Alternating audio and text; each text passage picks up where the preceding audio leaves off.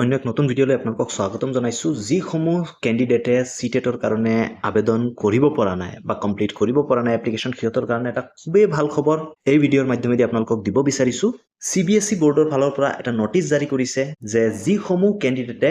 চিটেটৰ কাৰণে আবেদন কৰা নাই সিহঁতক এটা সুবিধা দিব 25/12/2025 তাৰিখে এটা নটিচ জাৰি কৰিছে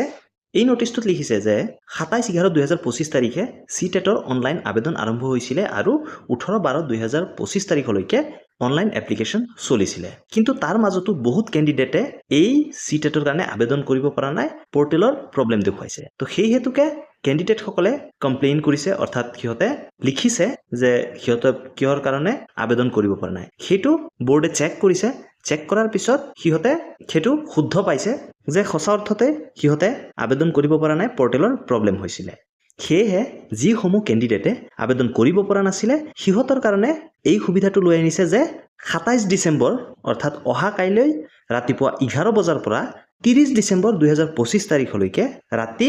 11:59 আবেদন কৰিব পাৰিব কিন্তু এইখিনিতে এটা কথা কৈ দিওঁ যে যিসমূহ কেণ্ডিডেটে ৰেজিষ্ট্ৰেশ্যন কৰি থৈছিলে অলৰেডি সিহঁতেহে এই ফৰ্ম সাবমিট কৰিব পাৰিব যিসকলে আগত ৰেজিষ্ট্ৰেশ্যন কৰা নাছিলে সিহঁতে কিন্তু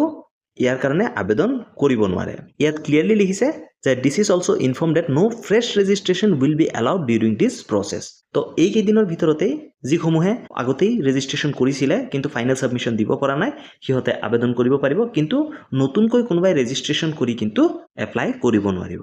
আগলৈও এনেকুৱা আপডেটবিলাক পাই থাকিবলৈ চেনেলটো সাবস্ক্ৰাইব কৰি থব লগতে আমাৰ ইনষ্টাগ্ৰাম পেজটো ফলো কৰি দিব ইয়াৰ বিষয়ে যদি আপোনালোকৰ কিবা ডাউট থাকে আপোনালোকে কমেন্ট সেকশনত সুধিব পাৰে আৰু লগতে আপোনালোকে আমাৰ ইনষ্টাগ্ৰাম পেজো ফলো কৰি তাতো সুধিব পাৰে বা ফেসবুক পেজটো আপোনালোকে ফলো কৰি তাতো সুধিব পাৰে